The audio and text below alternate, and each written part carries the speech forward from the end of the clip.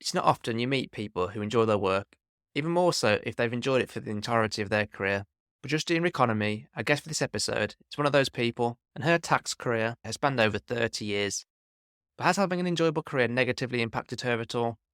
Find out in this episode of the Tax Career Success Secret series, where we share the secrets behind tax career success. You're listening to episode 103 of the Tax Professionals podcast, the podcast that helps tax professionals to progress, develop, and improve their careers. Welcome to the Tax Professionals podcast, the podcast dedicated to helping you improve your tax career. Here's your host, Jack Bonehill. Hi everyone, and welcome to this episode. We are joined by Justine Economy, who is currently the Head of Tax, Employment and Devolved Taxes at ICAS, the Institute of Chartered Accountants of Scotland.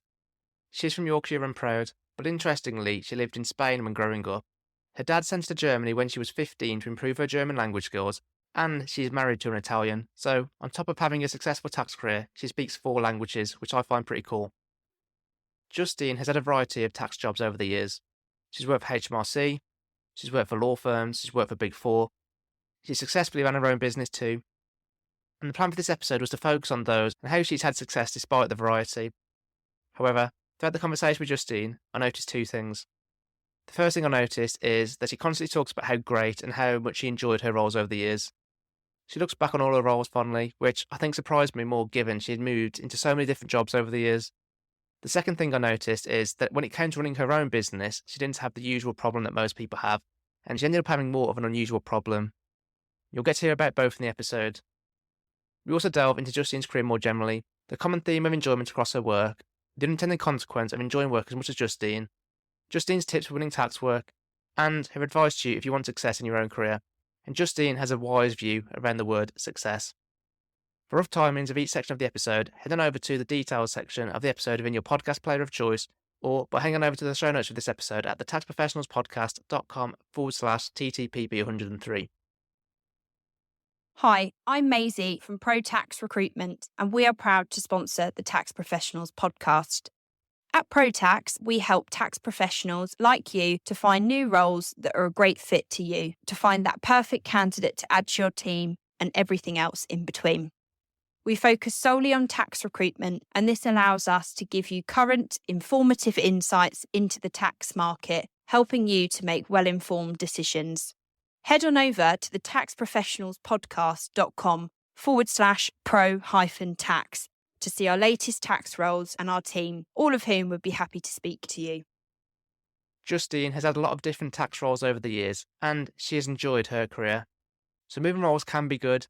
So if you're wondering what life might be like in a different role, then get in touch with Maisie or Kevin from ProTax. Contact details for both are in the show notes. As I'm recording this, it's about a week after I finished delivering the May 2024 Tax Research Masterclass, and a few days ago I was on a Zoom call with Tammy. Tammy attended the masterclass and she was telling me how happy she was to have found it. She was telling me that it's drastically improved her efficiency, slashing the time it's taken for her to find the answer to tax questions, and that it's helped her with interpretation of legislation. She's CTA qualified, but like most people, she didn't get to learn these skills through doing the CTA. I'm not great at taking compliments, so I basically just sat there smiling and thanking her for the nice things that she was saying. She shared a screen with me to show me some of the work she'd done based on one of the homework exercises that I set during the masterclass, and I could see how much doing this has helped her. And it's really nice to see and know how much the masterclass has helped Tammy, and that all the time I've put into creating and refining it to help others with tax research seems to have paid off. Tammy was kind enough to leave a recommendation too on my LinkedIn page. The next Tax Research Masterclass is currently scheduled for May 2025, but if you are interested in one before then, please do message me, because if I have enough interest, I will run one more in 2024. You can message me on LinkedIn or email me, both in the show notes, along with a link to the full details of the masterclass. Anyway, without further ado, let's get to the episode. If you don't mind then, Justine, just to start us off, could you tell us a little bit about you and your tax career? Yeah, sure. My tax career started in about 1988, 87, I think it was. I was living and working in London, and I'd joined the civil service via the Civil Service Commission, and I had to take an exam, and I thought I was going to be drafted somewhere extremely glamorous so that I could become an international woman of mystery and a spy or something. And I was drafted to the most glamorous location of all, which was HMRC, or the Inland Revenue as it was known then. So that was me taken down a peg or two, wasn't it? So I joined HMRC in London. I worked in a building that now no longer exists. There's a theme here because there's a lot of buildings I was in, such as the building I was born in, that no longer exists. So I've obviously been around for a long time, but I was in this building at Hyde Park Corner, just behind Buckingham Palace. And it was really cool because the Queen used to fly over in a red helicopter all the time. And then I worked there for, I think, 4 years. I was a tax inspector there. We used to go out and inspect lots of small businesses around London. Always specialised in employment taxation. That's what I was trained in as well. And I loved it because I was on and off the buses, on and off the tubes, zooming all over London, going to see various different employers. But I did have a sort of designated area which sort of stretched from like the top of Tottenham Court Road right down to Temple, down by Temple Tube. And I used to inspect all sorts of like barristers' chambers, go to Hatton Garden, do some jewellers. Used to do embassies and hotels and all sorts of different things. It was really good fun. And then I left London after I met the person who is now my husband, and we both decided we wanted to move a bit further up north. So we moved to Warrington with HMRC. So we still both worked for HMRC, but went to work for the Large Business Service, which is known as that now, isn't it? But it was National Audit Groups at the time.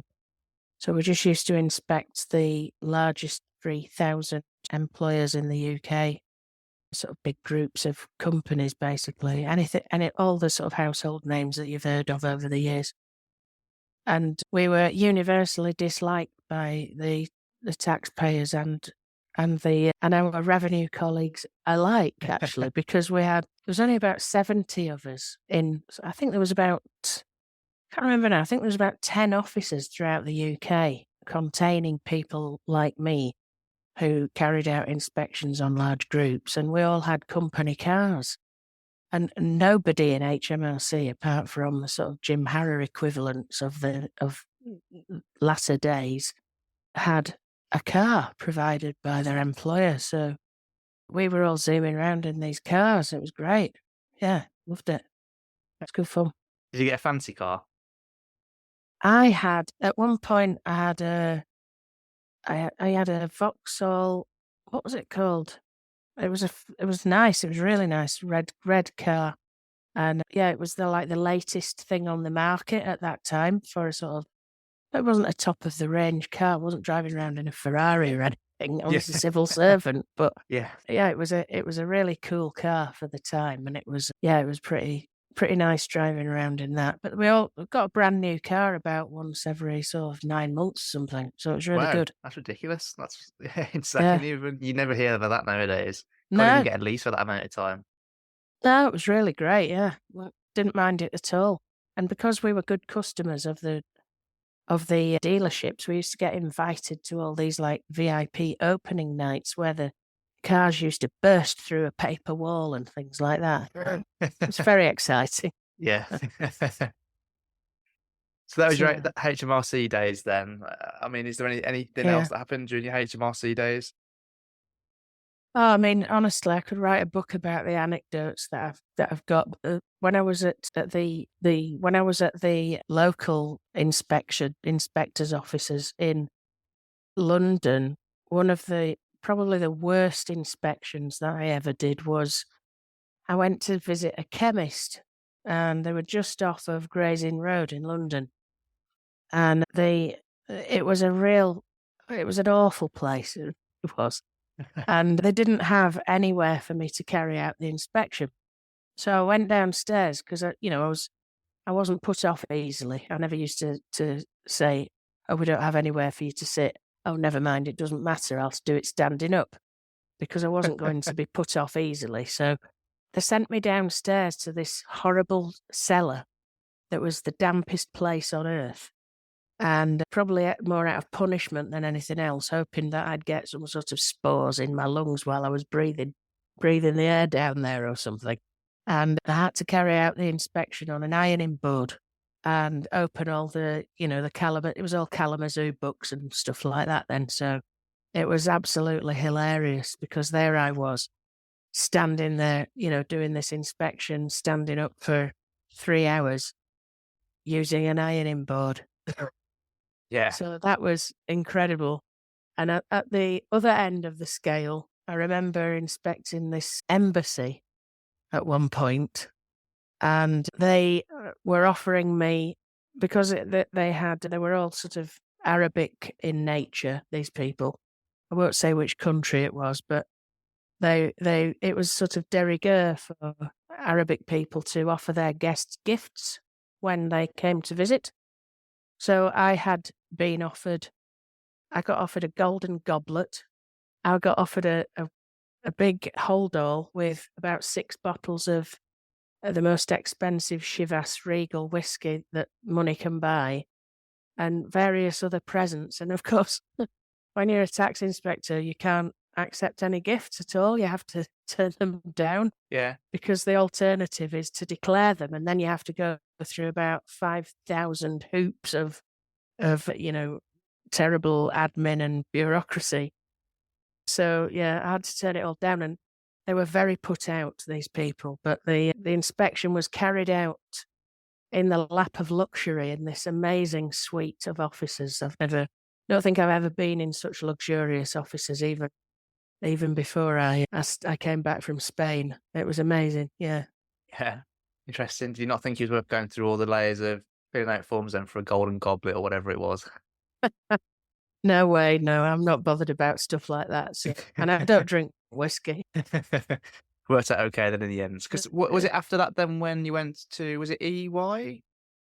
Yeah, when I left HMRC, I worked in the Manchester office by this point, and I was offered a job at EY in Leeds. So I went to EY in Leeds, yeah, and I worked there for a few years, because I worked for EY in Leeds, then in Manchester and Sheffield, because they were moving the staff around and changing the dynamics of the teams and things like that. So you were kind of just expected to work anywhere in the north, So I kind of lived in the middle of Leeds, Manchester and Sheffield, so it didn't really make any difference to me, to be honest. But it was a good experience. I had to, I'd worked in the commercial environment before I left Spain, but being a civil servant for 9 years does institutionalize you somewhat. So you then have to pick up your commercial acumen again and start servicing clients, which is a bit of an eye opener when people are as demanding as they are. Yeah, yeah. So yeah, it was good, and I learned a lot and had some really good colleagues who I'm still friends with now, actually. Yeah. What would you say you learned then from your time at EY, coming straight from HMRC? I think I learned, when you're inspecting clients at HMRC, you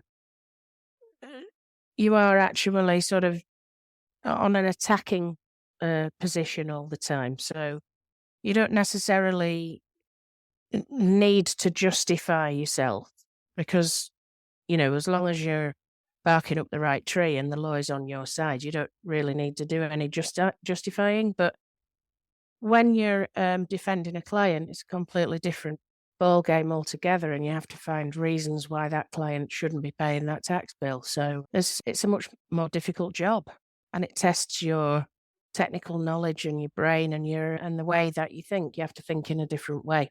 Yeah, no, I agree. I spoke to someone recently actually who worked for HMRC for 20 years. I think he was, or at least close to 20 years. Yeah. Then moved out into the private sector. And we were talking about CTA in the context of it actually, because he's like, he wasn't thinking about doing ATT and CTA, I don't think, initially, because he'd already learned stuff at HMRC. And I was like, but the perspective is completely different though, isn't it? Because HMRC, you got to find something that might be an issue and then almost determine that it is. And when you're trying to advise clients or to improve their position, you might be the same knowledge underlying it, but to then turn it into something that's going to help someone rather than penalise them is a completely different skill. It is, and also, I wouldn't say you're on the back foot, because I always felt very comfortable defending my clients. I knew what we could do and what we couldn't do. But I think there's an issue with it's kind of the unknown. You don't know what HMRC are going to say when they knock on the door. And you They don't know might, what they know already. They might be coming already handed yeah, with some knowledge. They might that's right. ask a Yeah, question in an area that you think, oh, I know nothing about that for this client, and then you don't know what to say in the situation. That you can just be thrown off more easily, can't you? I suppose, but that's the nature of being on the defense, I suppose, rather than the attack, as you kind of put it before. absolutely. Yeah, I mean, you don't know what questions are going to be asked, or what kind of defence you're going to have to put forward. So it keeps you on your toes. Yeah, Yeah. yeah. What made you actually decide to move then from HMRC to York? It sounds like you really enjoyed your time at HMRC. I really did, and it was HMRC is actually a really good employer, and it's not all about money. At the end of the day, you've got to be happy at work as well. But I decided that I'd been offered two different types of promotion. One was on the management side, the other one was on the technical side, and I felt like I'd reached a bit of a kind of a fork in the road. And my husband had recently done his ATT exams and left at HMRC and been recruited by Deloitte. And he was having a good time, he was enjoying the experience. He felt like it was challenging him intellectually and everything. And I thought, I wonder if I should try and do that. That might be better for me, because I did feel as if I was going a little bit stale, and I Mm, felt like I needed a new challenge. yeah. And obviously, if you're earning a little bit more money as well when you're young and you've got a mortgage and you've just got married and all that kind of thing, it helps as well, doesn't it? Yeah, absolutely. Yeah, money talks, but as you say, it's not all about money, is it? No, not at all. I think, whilst it's nice to earn good money, and I think, there's nothing wrong with that, but it's also about remaining sort of true to your own values and your own self. I wouldn't sort of I wouldn't have countenanced like selling myself to the devil or anything. It had to be something that I actually wanted to do and enjoy and develop myself as a person and as a professional. Yeah. And that sounded like that was more the reason that spurred the move then, was because you were feeling stale at HMRC and you didn't want to feel stale. So you moved there for the intellectual challenge, to learn new things, try something a bit different, rather than Yeah. dangling a nice juicy salary in front of you.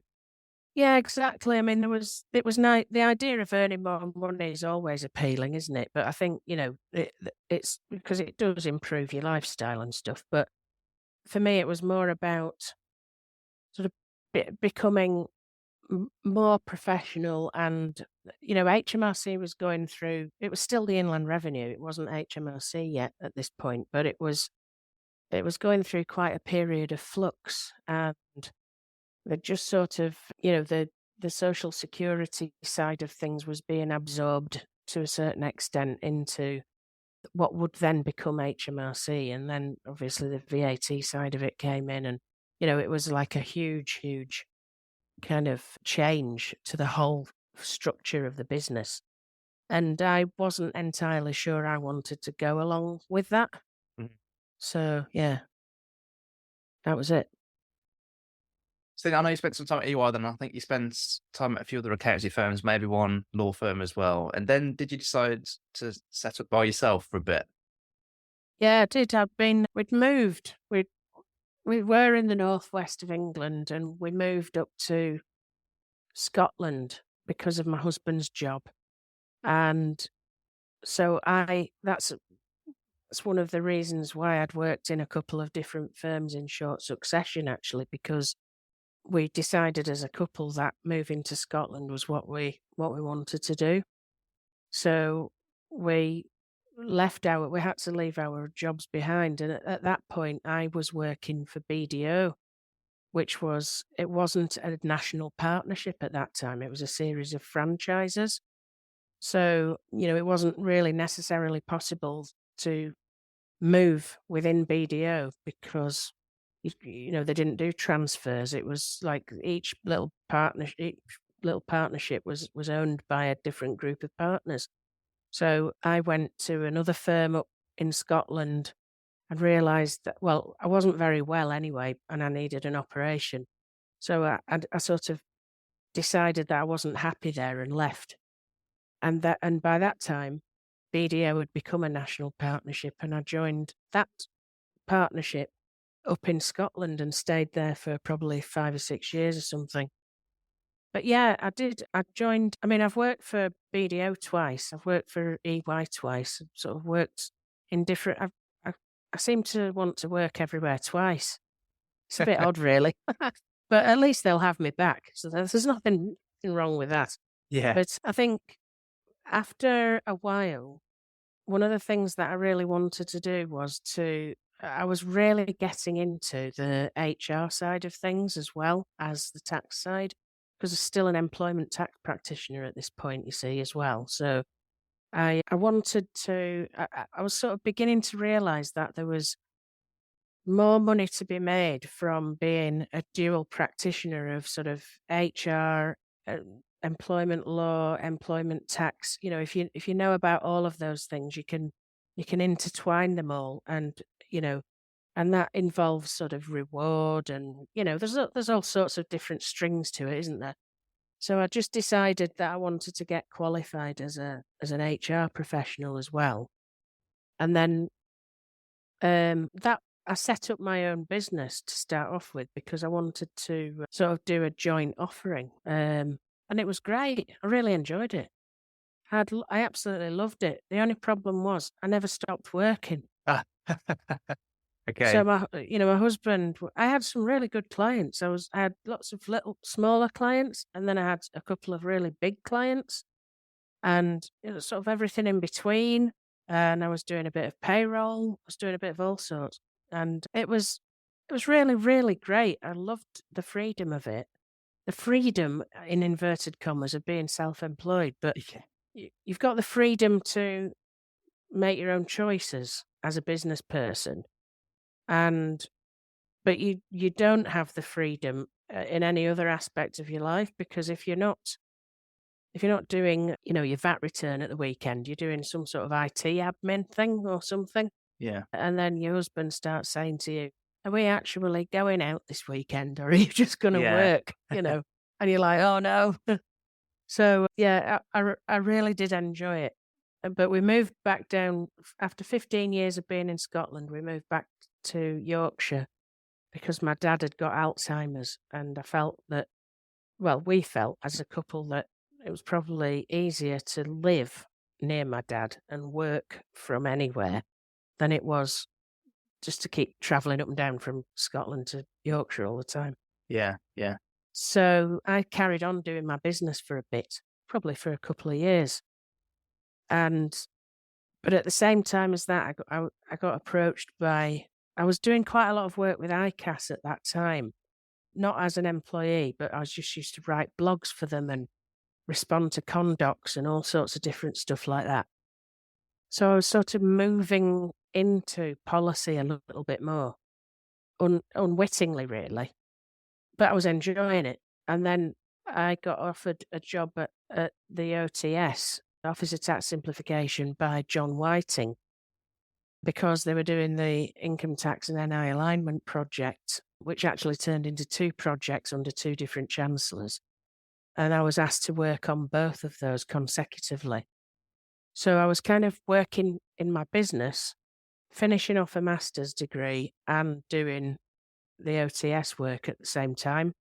So once again, I was still working 7 days a week. Yeah. So something had to give. So I decided I was going to give up my clients, gave them all to other people.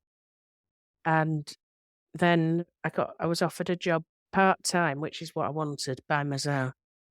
And I set up, this at the same time as the OTS. And because the OTS was part week working. So it was possible for me to work at Mazar at the same time. And they basically, I sort of set up this employment tax slash HR offering for, for them. And it's really successful now. I mean, it's really taken off. But I was then offered a policy role at ICAS, which is what I'm doing now. And I think this is my 8th year at ICAS. So I don't actually know where those 8 years have gone because I've enjoyed it so much. It's gone so quickly. So yeah, that's where I am. I think that's the common theme, though, which you probably already realised this, but you seem to have enjoyed every single job you've ever done, which is probably why you've ended up working so much, which it's a double-edged sword, I suppose, isn't it? 'Cause it's great that you enjoy it and, you can spend a lot of time doing it, but then it sounds like there was a point where you realised it was affecting your personal life, and that's when you kind of decided, let's make a change. Yeah, definitely. I mean, there was a time when I worked at EY for the second time and my mum had just died. And I decided that I wasn't working full time anymore. And I was going to do 4 days a week. And it worked really well with EY because they wanted me to come back. So I did a deal with them that I could earn an EY salary, which was, made me feel quite happy. And also, work 4 days a week and still manage a team and everything else. So that was absolutely fine. And on a Monday, I decided I'm not going to take Mondays off without doing something constructive. And I haven't told you this, Jack, but I'm a trained opera singer. So what I used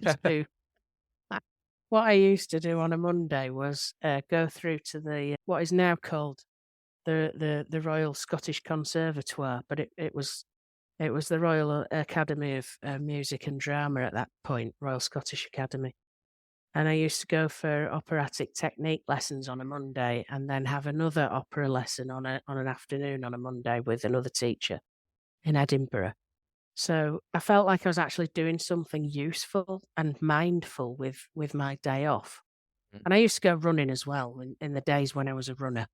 So I always felt like Monday was my day. It was for me, Yeah. So that was good. But then eventually I drifted back into full-time working again. Yeah. So, yeah.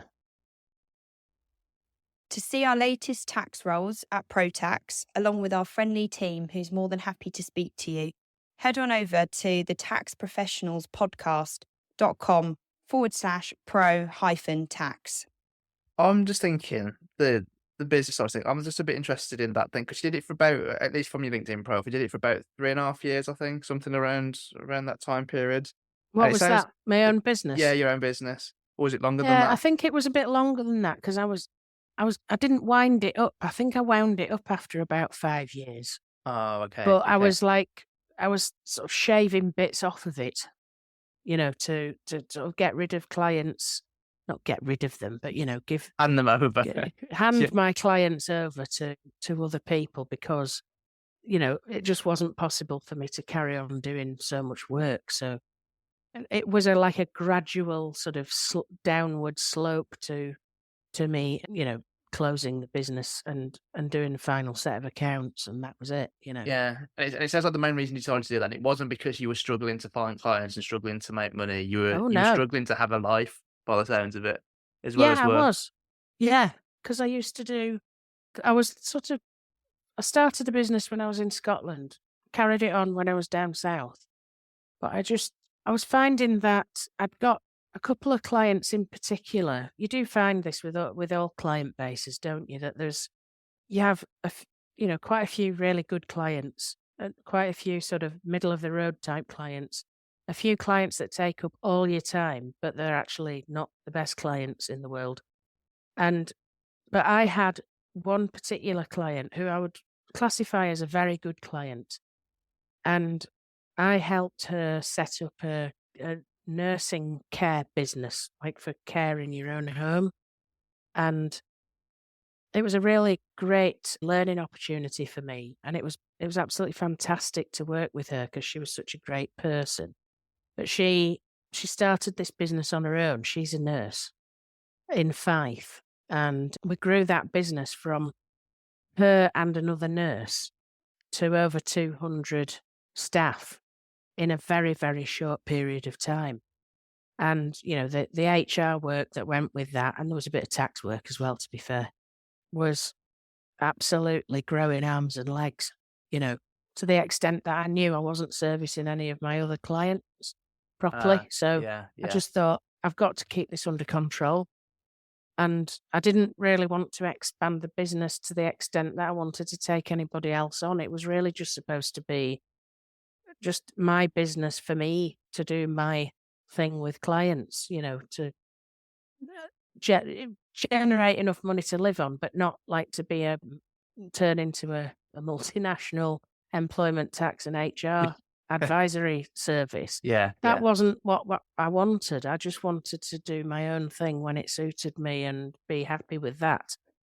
But the client that I had was literally, it was taking over everything else because there was just so much to be done all the time. Mm, mm. And when I think about it, it's mad really because, work for ICAS, I think we've got about 180 employees or something. And there's probably, I don't know how many people there are in the HR team at ICAS, but there's certainly more than one. And I was doing the HR for 200 people. So, it was quite a lot of work. Yeah, yeah. No, it sounds like it.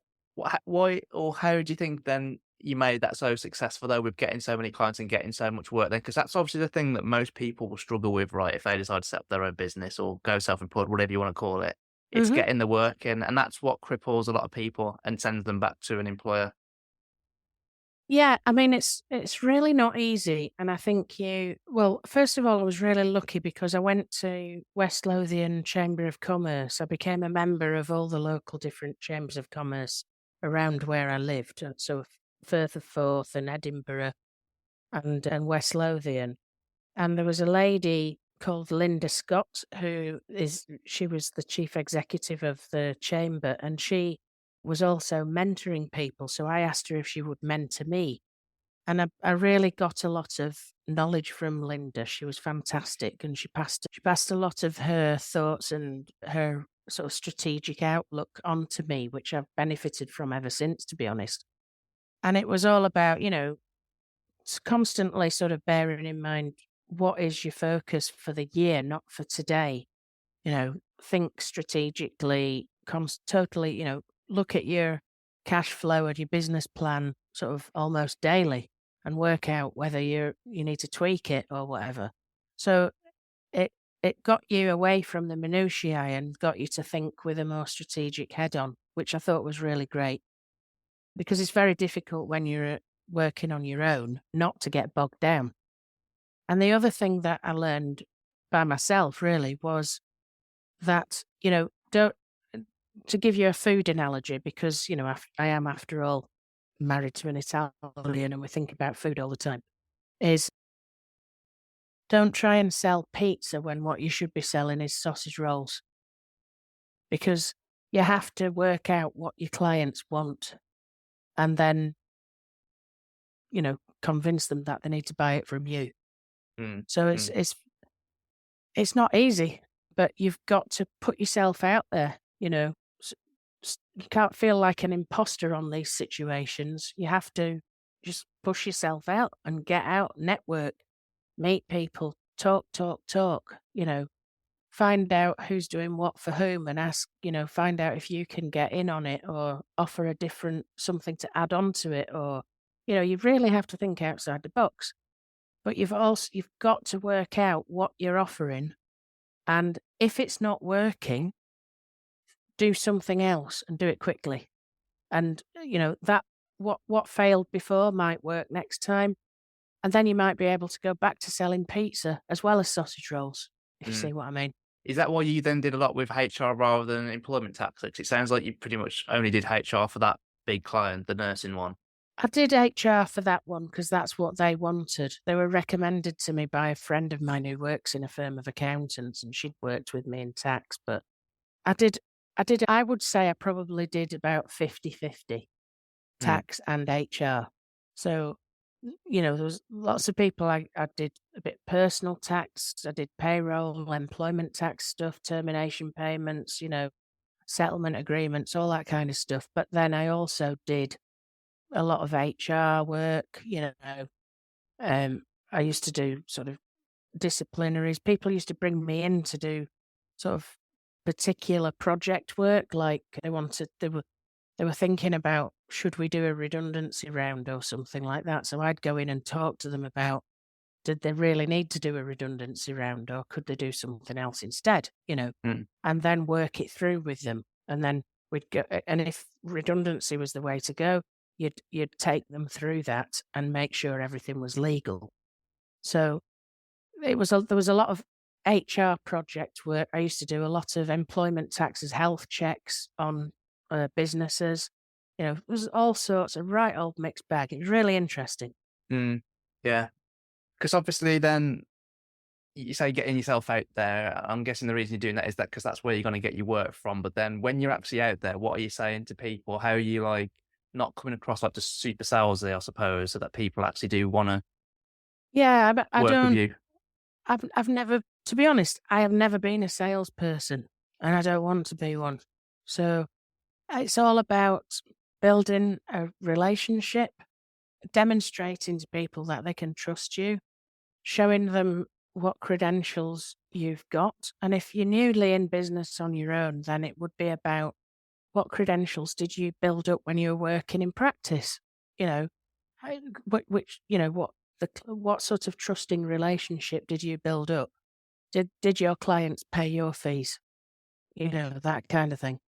And it's about demonstrating to them that you're a solid and dependable person who has the technical ability to deal with their affairs in a clear, unequivocal way.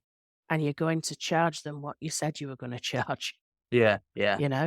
and that doesn't change. And so, That's it, really. Mm-hmm.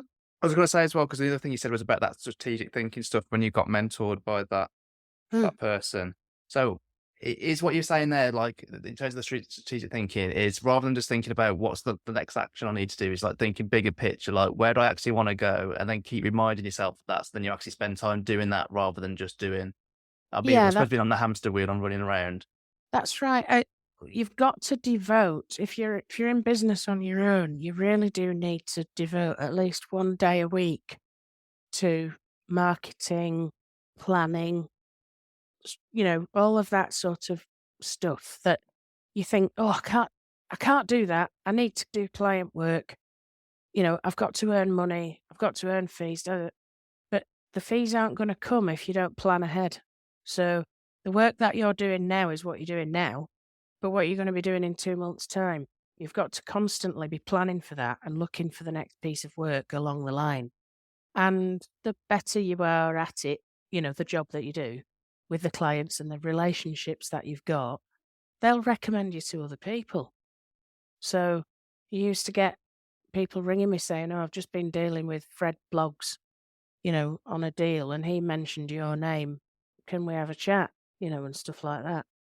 Mm-hmm. So, and your own contacts in sort of the legal and accounting and tax world, if they respect you and like you, they recommend you to people as well.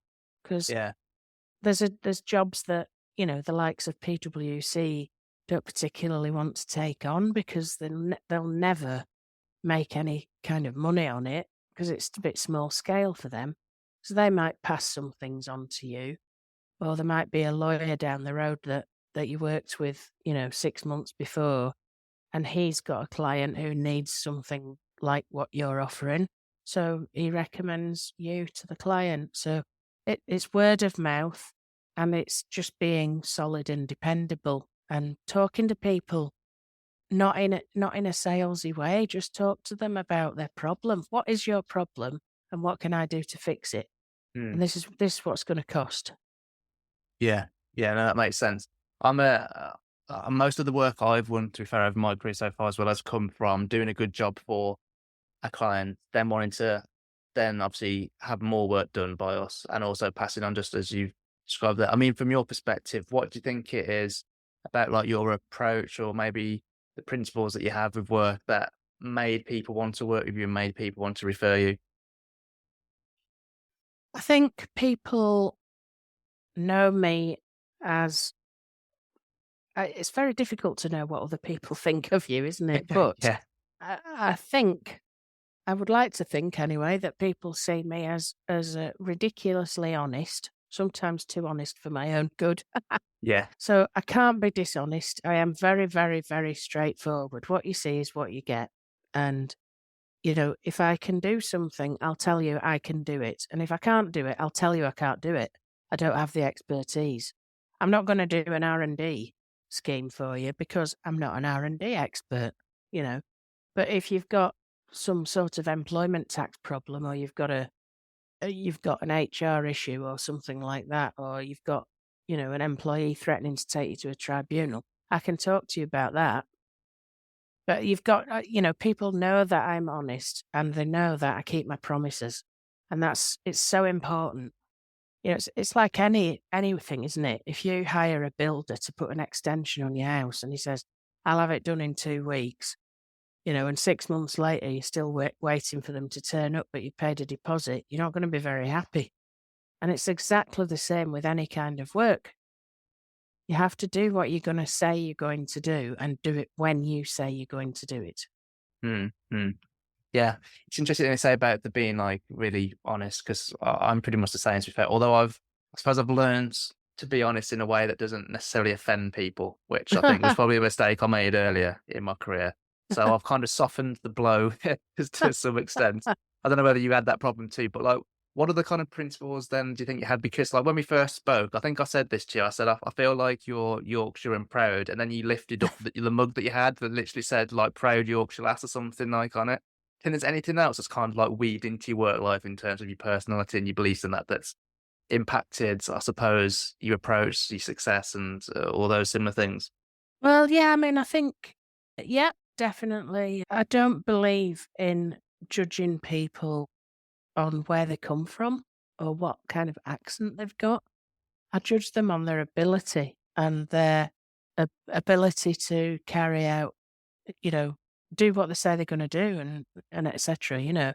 So I expect everybody else to judge me in the same way. I remember bizarrely having a conversation with somebody a couple of Christmases ago in a pub in London, and they said, how on earth have you got to where you've got with an accent like that? Wow.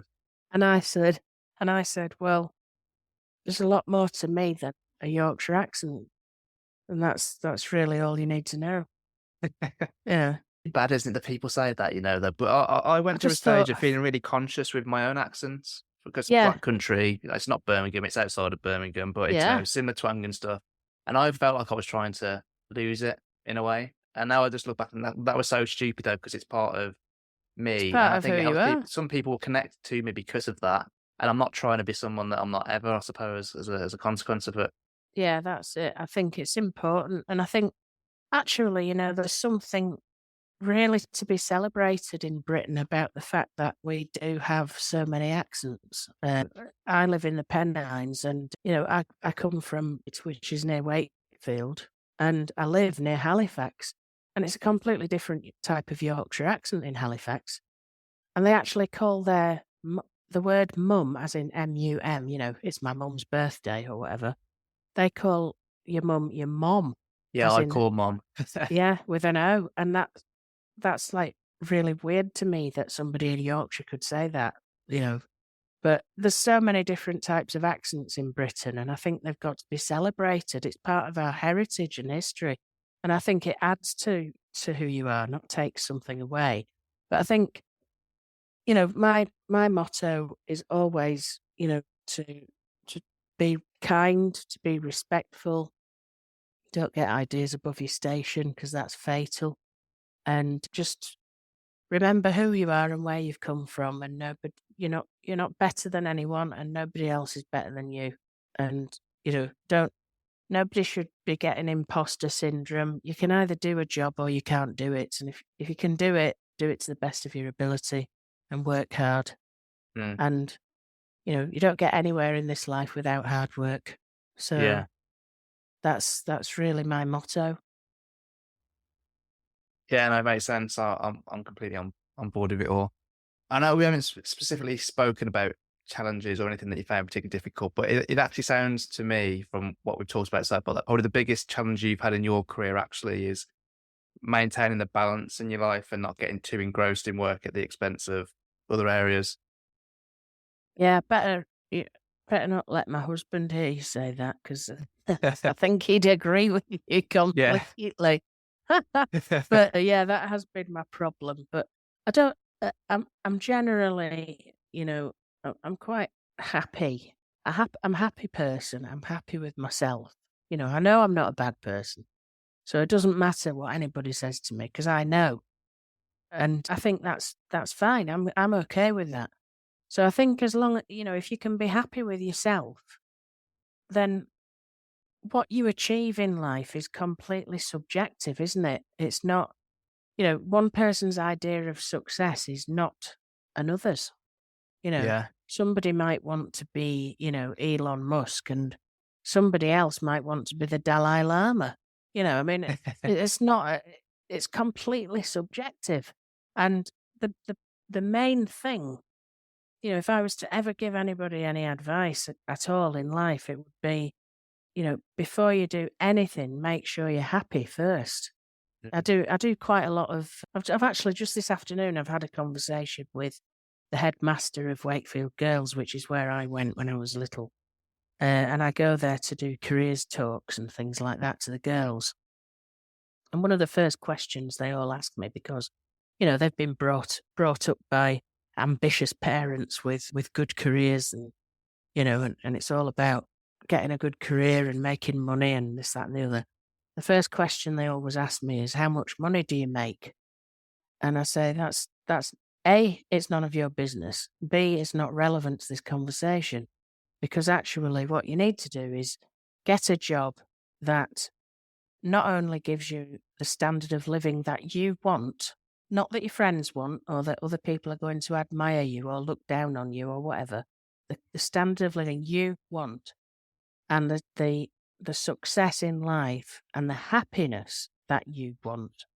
That's what life is all about.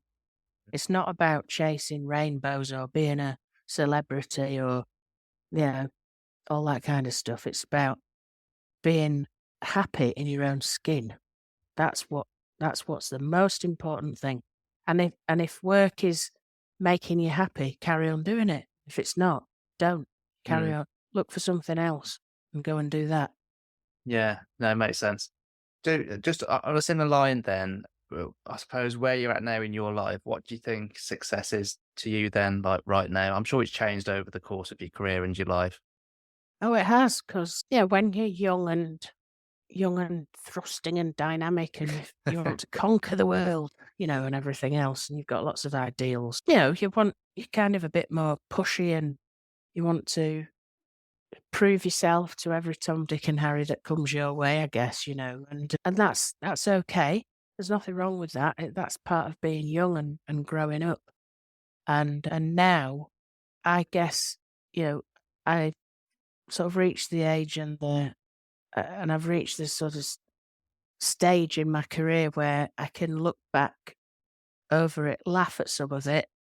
I'm never going to cry at any of it because I don't have any regrets about any of it, and just think and reflect and think, overall, I really can't say that I've been unhappy.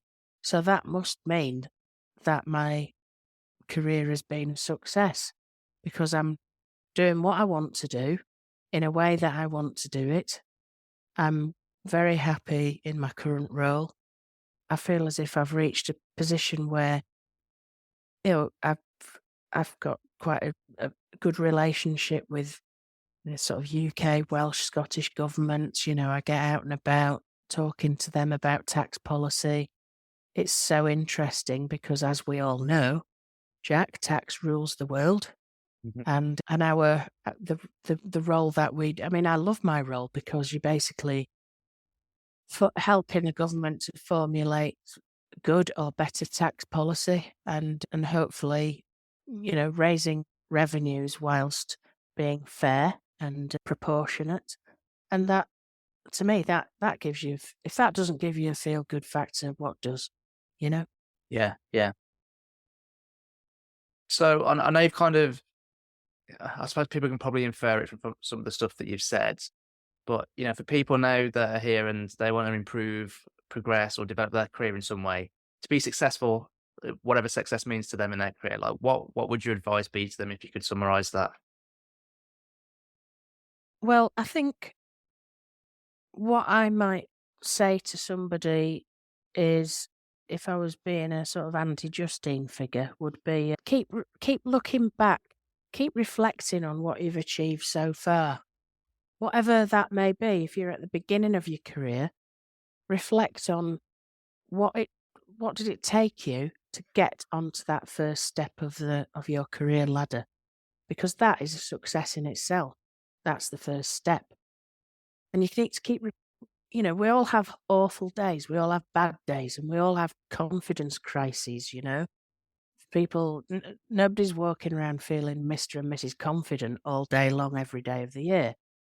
And when you get a knockback or you feel as if, oh God, this is terrible, etc., just keep reflecting on what you've achieved so far. And that in itself will hopefully give you the strength to keep pursuing what you want and give you purpose, because we all need that. Everybody needs purpose.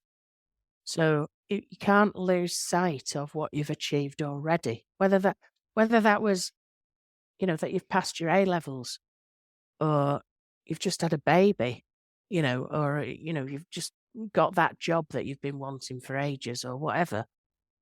Whatever it is, it's a milestone in your life. So you've got to take the time to be good to yourself. Look back and think, do you know what? I've done all right. And if I carry on like this, I can achieve even more. And that it's all about staying positive and making sure, I keep talking about imposter syndrome, but I think people do feel, should I be in this room with all these other people? Of course you should. If you shouldn't be in the room, you wouldn't be there in the first place. So just realize why you're there and think about what you've achieved and what you want to achieve. Mm. It's funny actually that you say about confidence, because probably to a lot of people, I'm outwardly very confident, and most of the time I am. But when I started my new job, I did have that little bit of imposter syndrome, knowing it was my first direct job. I Yeah. suppose knowing that I was younger than everyone else, knowing that I was leaving a firm that I was comfortable in and somewhat taking the leap. I had worries, I suppose, about whether it was going to work, whether I was going to be able to do a good job, whether I was going to do enough for them to be happy with me, all those things. Yeah. So, I suppose even someone like me that is outwardly very confident does still feel like that sometimes. Oh, absolutely. There's nobody in the world that doesn't feel like that. Anybody that says they do isn't telling the truth. Yeah. Yeah, no, I think you're probably right. And also, I think it's a nice sentiment to keep reflecting, I suppose, even if it's only, say, over the last 6 months or something. I think because things happen so quickly in a way, you can just forget that you've done some things that are actually quite impressive, or things that you were proud of. Yeah. I suppose doing that reflecting that you're talking about so often keeps reminding yourself that you have done these good things. I suppose I haven't done that enough in the last year. I used to do a lot more early in my career, I suppose. It's easier, I suppose, as well when you're doing the exams, because once you pass the ATT, that's an obvious, easy milestone, right? When you pass the ETA, obvious, easy milestone. Getting promoted into a new role, obvious, easy milestone. But then there's lots of periods where those things don't happen once you get past the early stages of your career. But you could have done an absolutely amazing piece of advice last month that the client absolutely loves you for. And that in itself is an achievement as well, isn't it? Yeah, absolutely it is. And, even if all that's happened to you that day is that somebody said good morning to you in the office, or, somebody's brought you a cup of tea or something like that. It could be as boring as that. But you know what? It's a human interaction. It's an act of kindness. And it's just, you've not been shunned. Yeah. They've made you a cup of tea. It's fine. Yeah. And because there's nothing worse than having a bad day at work, or having some sort of thing go wrong or whatever, because it happens to us all, doesn't it? And then you get home and it begins to fester, and you start thinking, and before you know where you are, something that isn't really a very big problem has turned into this massive kind of monster sitting in the corner of the room staring at you. Yeah. And you can actually let it take over, and it'll destroy your confidence. So you've got to keep reflecting and keep things in perspective and focus on the good stuff. Yeah. For people then who want to learn more about you, Justine, or maybe even get in contact, where are the best places for them to go? Well, I'll be going to the Tolly's Tax Awards tomorrow night. No, I'm just joking. If they want to contact me, I'm on LinkedIn and happy to contact people through there. They can contact me at ICAS if they want. If they can look me up on the ICAS website. I'm sure my email address is plastered all over that somewhere. And yeah, I'm happy to get people send me messages on LinkedIn all the time and stuff like that. So yeah. You said about right at the start about being you wanted to be an international like woman of mystery or something like that, and a spy. And now you're getting all these messages you've got there through tax. I have. I've actually achieved that. And I wasn't conscious until you said that, Jack, that I've achieved my international woman of mystery status. That was probably one of the most down-to-earth, authentic conversations that I've had with guests over the years. I really enjoyed it, and I hope that you did too. I hope you took away some useful information you can use to benefit your own tax career. Particularly, I hope you can see how you can enjoy work and be successful at the same time. Show notes for this episode can be accessed at thetaxprofessionalspodcast.com/TTPP103. In there, there's details to contact Justine, links to contact me, links to the full details of the Tax Research Masterclass and also the Tax Advice Masterclass. There's contact details for Maze and Kevin at ProTax. So you can head on over there and speak to them if Justine's varied career has inspired you to consider your options. To make sure you don't miss out on any future episodes, you can sign up for email notifications of all future episodes. Head on over to thetaxprofessionalspodcast.com/subscribe. Episodes are bi-weekly and are released on Mondays. But that's it for this episode. I hope you enjoyed the episode and have taken away some useful points to help you to progress, develop, and improve your tax career. Until next time.